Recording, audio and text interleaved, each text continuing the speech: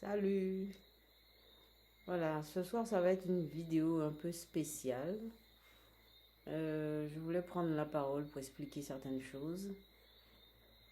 Donc, tout d'abord, bon, poster des vidéos sur YouTube, j'ai renoncé parce que on ne trouve pas de Wi-Fi en Guadeloupe. C'est trop galère, ça lag trop, c'est trop chiant. Donc, je vais faire des vidéos que je vais poster, arriver en métropole. Alors, je reviens, je prends l'avion pour revenir le 15 octobre avec mon fils. Donc, à partir du 16, hein, je vais commencer à vous poster les vidéos. Et comme ça, vous allez voir un petit peu le séjour, etc. Enfin, vous allez continuer à voir des vidéos. Parce que j'avais commencé quand même, mais là, j'arrête parce que vraiment, c'est trop chiant. C'est trop chiant, c'est trop chiant. Voilà. Donc ça, c'est une chose. Une deuxième chose, c'est que vous êtes rendu compte que l'ambiance n'est pas la même du tout que quand je suis en France, en métropole. Et c'est vraiment moi, je le sens. Personnellement, je le sens. Et donc, vous devez aussi le ressentir forcément. Alors, en fait, ce que je veux dire, c'est que faire des vidéos sur la voyance, sur le fait d'être médium, c'est pas rien. Même si, c'est très mal vu. Je suis d'accord, c'est archi mal vu. Et en fait, c'est quelque chose qui est, comment dire, c'est comme une plante spéciale qui pousse dans une terre spéciale. Et c'est une plante qu'on ne trouve pas ailleurs et qu'on tombe dessus comme ça. Et puis voilà. C'est cette image-là qui me vient dans la tête. C'est comme si c'était une magnifique orchidée qui, on se balade en forêt, on tombe dessus et on n'a jamais vu cette orchidée. Elle est super belle. Et puis voilà. C'est ça pour moi être médium, être voyante. C'est pas un truc d'argent, de manipulation d'esprit ou de profitation sur les autres, etc. C'est quelque chose de réel. En fait, j'ai dû accepter, j'ai dû comprendre, j'ai dû, euh, comment dire, j'ai dû faire de la place dans ma vie pour tout ça. Quand je l'ai accepté, enfin petit à petit, hein, parce que j'ai mis près de 30 ans pour comprendre ce qui m'arrive, un peu, un peu. Mais c'est pas exactement ce que je veux vous dire. Ce que je veux vous dire, c'est quelque chose de réel. C'est-à-dire que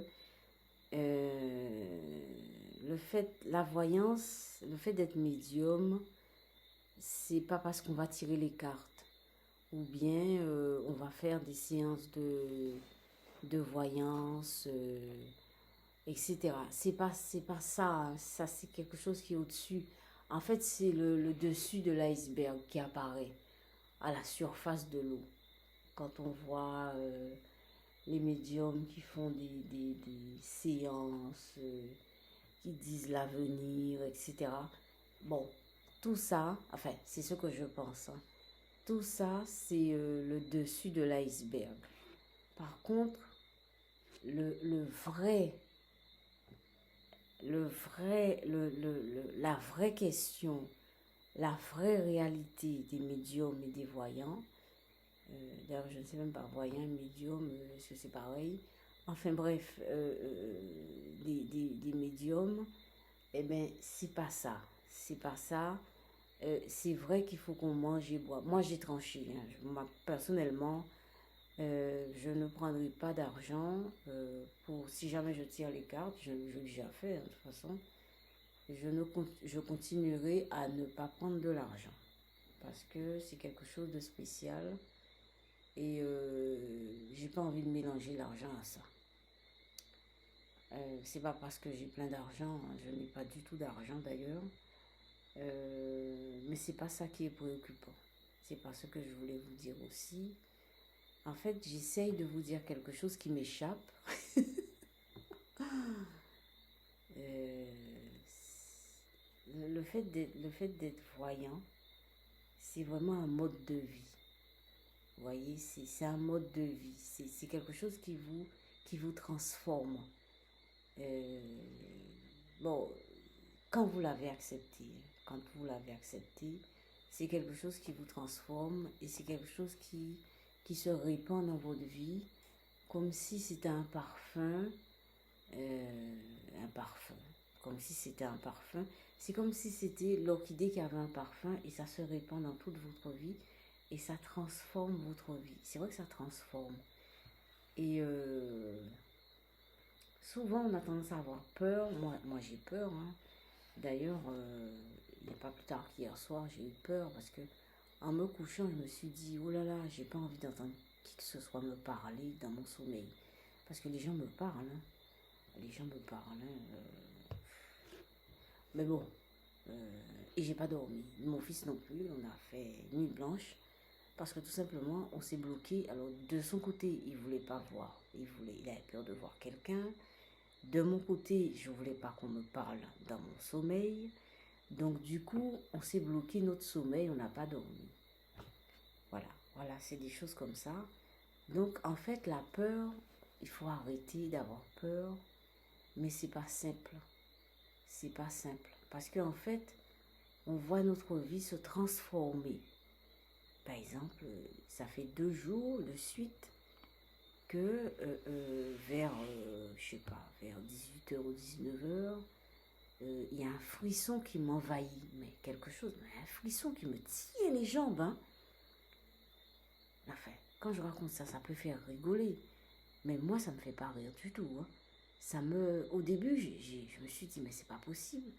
J'ai des fourmis dans les jambes ou quoi. Mais non, c'était pas des fourmis, c'était un frisson qui me tenait les jambes, qui me tenait la jambe gauche précisément. Et après, mais je me suis vraiment inquiétée. Je me suis dit, mais c'est quoi ce truc? Et puis aujourd'hui, c'est revenu. Mais aujourd'hui, je me suis dit, cool Agnès, laisse tomber. Oh, c'est rien. J'ai oublié ce truc. D'ailleurs, je l'ai oublié. Et d'ailleurs, c'est passé. D'ailleurs, j'ai plus de frissons. Maintenant que j'y pense, je le ressens un petit peu dans les jambes. Voilà, je ressens un peu les frissons. Mais voilà, je le ressens un peu dans les jambes. Mais c'est des choses comme ça qui vous... En fait, ce sont des choses... Voilà, je le ressens. Maintenant que j'en parle, je ressens ce frisson qui me reprend dans les jambes. Voilà. Eh ben moi, ça ne m'inquiète pas. Je laisse ça... je sais pas. Bon, ça se fait comme ça. Mais si ça me prend dans les jambes, voilà. Maintenant que j'en parle, voilà. Alors, il y a ce genre de choses. Tout ça pour dire que c'est pas... être médium, c'est vraiment une vie. C'est vraiment une vie. C'est une vie. C'est une vie. Alors oui, en parlant de c'est une vie, pourquoi je parle de ça? Pourquoi j'ai pris la parole ce soir pour faire cette vidéo là-dessus? C'est pour vous dire aussi que je fais les vidéos, je parle des expériences qui m'arrivent. Je parle des expériences avec mon fils, je parle des expériences de mon fils et de moi, etc., etc. Mais ce sont des expériences entrecoupées, c'est des bouts d'expérience, des bouts de vie, des bouts. Mais c'est vrai que j'ai envie d'écrire aussi. Pourquoi j'ai envie d'écrire? Parce que, en fait, autour de ces phénomènes, il y a beaucoup de choses qui se passent. Par exemple, je vais vous avouer un truc. On me fait partir là où je suis. Mais c'est terrible d'avoir une vie pareille. Et mon fils en souffre énormément. Enfin, au début, il ne comprenait pas. C'est vrai qu'on m'a traité d'instable, de marginal, de folle, enfin bref, toutes sortes de choses. Bon, ça c'est un peu extérieur, mais mon fils qui est avec moi, il est obligé d'accepter le fait que, on nous fait partir. Quand j'arrive quelque part, les gens ne me supportent pas. Alors c'est quand même difficile. C'est difficile, ça. C'est difficile de se voir rejeter systématiquement alors qu'on n'a rien fait. Moi, je veux bien qu'on me rejette pour une cause réelle. C'est-à-dire que bon, si je fais un truc à quelqu'un, mais voilà, c'est des trucs comme ça que j'ai envie d'écrire. Vous voyez, il y a des choses, qu'on ne peut pas. euh, bon, je vous raconte des histoires, des histoires qui m'arrivent. Par exemple, l'histoire du frisson là dans les jambes, je peux vous en parler. Mais je voudrais bien écrire tout ce qui se trouve autour. Par exemple, ce qui s'est passé dans la colocation, au jour le jour. Voilà, il faut écrire ça. C'est des choses qui sont quand même insupportables. La réaction des gens qui se voilent la face, et qui vous accusent systématiquement de choses qui n'ont aucun rapport avec vous. Des gens qui vous mettent sur le dos des choses ça n'a aucun rapport avec vous, mais les gens persistent à se voiler la face. Quand je suis présente, les gens persistent à se voiler la face. Alors, voilà, c'est des choses comme ça, c'est vrai, mais c'est pour ça que je vous dis, être médium, c'est vraiment quelque chose qui... C'est pas tirer les cartes ou donner, dire une idée ou dire l'avenir à quelqu'un. D'ailleurs, l'avenir, ça n'existe pas entre nous. Moi, je ne crois pas en l'avenir. L'avenir, c'est ce qui se passe maintenant. Hein. Pour moi, tout se passe maintenant. Vous voyez, je vous fais la vidéo, ça se passe maintenant. C'est que des maintenant. Pour moi, on n'a que des maintenant. Mais les personnes viendront, vont dire, oui, dites-moi si je vais avoir un examen. Dites-moi si je vais ceci, cela. Bon, voilà. Mais c'est des choses comme ça. C'est des choses comme ça qui... j'ai envie d'écrire ma vie. Parce que c'est quelque chose qui, quand même, parfois, c'est déroutant. Parfois, c'est complètement déroutant. Par exemple, je peux vous dire, quand on nous a foutu dehors à Antony, on nous a carrément foutu dehors, menacés au couteau, etc. Et on était dehors, je vous dis qu'on était dehors. On a été dormir à l'hôpital de Nanterre quelques jours et mystérieusement, j'ai rencontré quelqu'un qui m'a donné une adresse pour trouver un hôtel au mois, ce que j'ai fait. Alors, vous allez me dire, bon ben écoutez, madame, ça arrive, vous pouvez rencontrer des gens et tout, mais ça fait beaucoup trop. Ça fait trop. Voilà, ça fait trop. Voilà, on a trouvé. C'est-à-dire que il y a comme... je sais pas comment vous expliquer. C'est comme, moi, je sais qu'il y a quelque chose qui se passe dans ma vie. Mais je ne peux pas... Si je pouvais vous photographier cette chose pour vous montrer la réalité de cette chose, je ne peux que vous montrer les effets. Je vous parle des effets, des phénomènes qui m'arrivent. Le fait que je vais écrire, j'ai besoin d'écrire des choses, faire le lien, vous parler de... Par exemple, quand j'arrive quelque part, c'est une catastrophe. Les choses se transforment. Ah, les choses se transforment. Quand j'arrive quelque part, les choses sont d'une façon. Vous allez me dire, tout le monde, c'est pareil. Mais moi, c'est vraiment une catastrophe. C'est une catastrophe. Les choses s'organisent autrement. Les choses... comment vous expliquer? On me regarde, on me dit, toi, tu es mystique. On me regarde, il y a quelqu'un, la dernière fois, un voisin, enfin, c'est un demi-frère que j'ai à côté de chez moi, là, avec qui j'ai eu d'énormes problèmes. Ça, je vais écrire ça. Ça, c'est des trucs qu'il faut écrire. J'ai eu d'énormes problèmes. Eh bien, il n'y a pas longtemps, on gare la voiture sur le côté de la route, là. Sa maison n'est pas loin. Et qu'est-ce qu'il raconte? Et mon fils était avec moi, donc mon fils a entendu. Moi, je fais plus attention à lui, pas trop. Mon fils a entendu qu'il a dit, ouais, cette fille a un gros don. Et il a lancé une grosse injure. Aujourd'hui, je vais dans un magasin, il y a quelqu'un qui me regarde. Eh ben tiens, c'est un autre frère, un autre demi-frère qui me regarde. Il me dit, ah mais toi tu es mystique, hein. Ben, c'est bizarre, c'est trop. C'est pas trop, mais enfin bref. C'est pour vous dire qu'il y a quelque chose qui se passe. Alors maintenant, je ne peux pas photographier, je ne peux pas filmer, Je ne peux que vous raconter des bribes d'expérience, mais j'ai besoin aussi d'écrire un contexte, d'écrire des émotions, de comment expliquer ça. Par exemple, ce qui s'est passé dans la colocation, au jour le jour. Voilà, au jour le jour, c'est quand même terrible. Toutes les visions que j'ai eues et que finalement, en réalité, eh bien, ça a donné quelque chose de catastrophique. Ça a donné quelque chose de catastrophique. On nous a foutus dehors, quoi. Et c'est pas la première fois. C'est pas la première fois. Toutes les colocations, partout où je suis passée, c'était comme ça. Et à la fin, mon fils et moi, on a pris une décision. Et bien, de toute façon, mon fils et moi, on a pris une décision. Étant donné que mon boulot, bon, c'est vrai que je suis médium. Ben, je suis vraiment d'abord médium. Je suis d'abord médium. Ensuite, j'ai fait des études de psycho.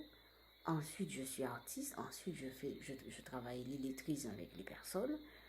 Et j'ai envie de le faire aux Antilles. Travailler parce que ici, en Guadeloupe, on est très marqué par l'illettrisme. Il y a beaucoup de gens qui ne savent pas lire et écrire. Et donc, j'ai envie de me lancer là-dedans. Et donc, je me suis dit, j'ai dit à mon fils, écoute-moi, on nous met dehors systématiquement en métropole. Et bien, on a une maison en Guadeloupe, on va rester dans notre maison. Mais bon, c'est pas tout de suite, on va faire un peu, on va revenir, puis on va rester un peu parce qu'on a des choses à résoudre, etc., etc.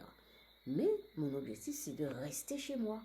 Et donc, et de travailler avec les personnes atteintes d'illettrisme, de continuer YouTube et de faire d'autres choses aussi. Mais c'est pour vous dire que c'est quelque chose qui... Vous voyez le frisson est là. Voilà, le frisson est dans mes jambes, là. Là, j'ai un frisson dans les jambes. Alors pourquoi? Alors je ne peux pas montrer ce qu'il y a. Je ne peux pas filmer, photographier. Je ne peux que vous dire qu'il y a un frisson. Alors bon, ok? Alors voilà ce qui m'arrive. Voilà ce qui m'arrive.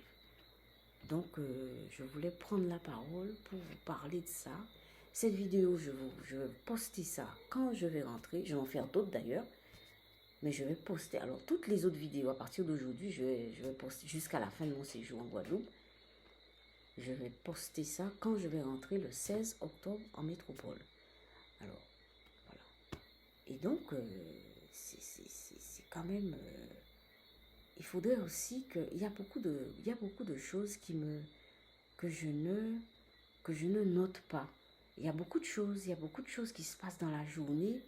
Je ne fais pas attention. Et en réalité, c'est des choses qui ont un lien et qui ont des conséquences ou qui, je ne sais pas, qu'après je découvre, ah, on m'avait dit ça, j'avais rêvé de ça, j'avais ressenti telle chose. Et en réalité, on se rend compte que il y a une vérité, il y a quelque chose qui s'est passé. Et bien voilà.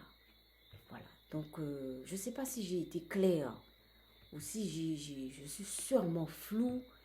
Je sais que je suis floue et que c'est pas très compréhensible, mais je ne vois pas comment je peux parler autrement de ce genre de phénomène. Mais moi, je vous dis que c'est des choses réelles. Et c'est des choses réelles et tellement que c'est réel, quand c'est quelque part, eh ben, les autres en parlent. C'est ça qui est bizarre. J'ai rien dit la dernière fois, j'ai garé la voiture, j'ai rien dit à mon demi-frère, comme quoi, etc.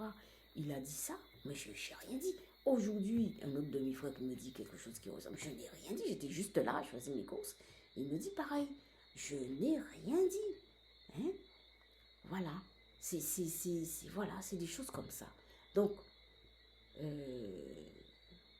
mon but, c'est pas de dire que voilà, des dons égale pouvoir, égale puissance, etc. Non, non, non, je ne vois pas ça comme ça. Pour moi, s'il y a des dons, d'abord, c'est des dons, et d'abord, ça profite à tout le monde. S'il y a des dons, eh bien, c'est pour donner, c'est pour qu'on se sente mieux. C'est pour tout le monde. C'est des dons, c'est bien don égale don. Don, c'est donner. Don, c'est donner. Alors, c'est pas don, garder pour soi et faire de l'argent avec, ça n'a rien à voir. C'est pas ça. Don, s'il y a un don, s'il y a quelque chose, c'est pour les autres, c'est pour les personnes, c'est pour les personnes, c'est pour des personnes, ça se répand, je vous dis, ça se répand comme un parfum. Voilà, ça se répand comme un parfum. Moi, c'est comme ça que je vois ça. Voilà, c'est ça que je voulais dire. Je ne sais pas si j'ai été claire, je ne suis sûrement pas claire. Pour moi, je ne suis pas trop claire dans mon esprit. Mais voilà. Donc, je vais vous laisser passer une bonne soirée. Moi, je passe une soirée très agréable avec mon fils. Il est à côté, là. Il est en train de faire son jeu, de jouer à son jeu. Et on passe un séjour agréable. Le séjour est parfois difficile. Difficile parce que on doit s'adapter. Par exemple, en Guadeloupe, il y a beaucoup de problèmes d'eau. Il y a des coupures d'eau. Ça fait au moins 4 jours qu'on n'a pas d'eau. Mais il faut s'adapter parce qu'il y a beaucoup de rivières en Guadeloupe. Donc, on a été laver le linge à la rivière. Et je vais sécher ça à la laverie s'il y a de la pluie, etc. Sinon, s'il y a du soleil, ça sèche le linge aussi. Donc, ça, c'est des choses... bon, on doit s'adapter. Mais sinon, c'est plutôt ce qui est marquant. Pour moi, en Guadeloupe, c'est ma vie.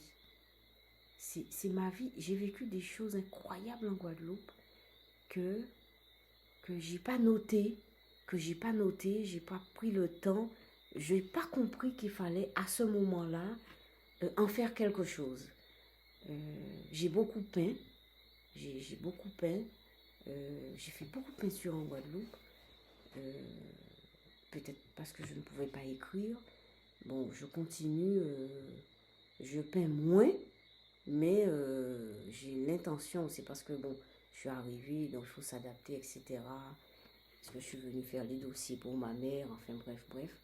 Donc, j'ai pas repris la peinture vraiment, mais dès que j'ai une occasion, je peins. Mais c'est vrai que j'ai pas beaucoup d'amis, enfin, j'arrête, j'ai pas d'amis, j'ai pas d'amis, j'ai mon fils, j'ai beaucoup de connaissances, mais j'ai pas d'amis dans ma vie, comme quoi je passe les soirées avec des amis, etc. Je ne connais pas ça, parce que ma vie est tellement... J'ai l'impression que quand je suis avec les gens, ils sont transparents. Vous voyez, je suis comme un alien. Je suis comme un alien. Et ouais, voilà. Non, mais la vidéo est très longue. Maintenant, ça fait 23 minutes.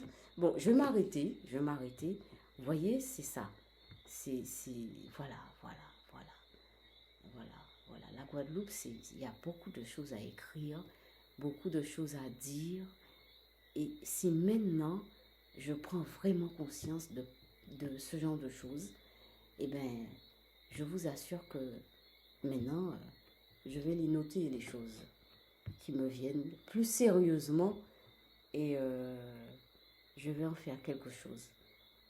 Et je vous remercie pour vos commentaires, pour vos commentaires, vos vues, les vues, etc.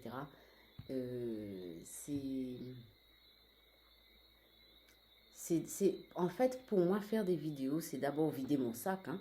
C'est parler. Parce que je ne peux pas aller voir un psy. J'ai vu un psy, moi, ça s'est arrêté. C'est important, hein. Je ne vais pas cracher dessus, c'est important. Mais passer à un niveau, il faudrait qu'on voit les choses autrement un petit peu. Enfin bref, tout ça, c'est du boulot à faire. Je vous laisse passer une bonne soirée. Excusez-moi, la vidéo a été longue, mais c'était important. Allez, ciao, à bientôt.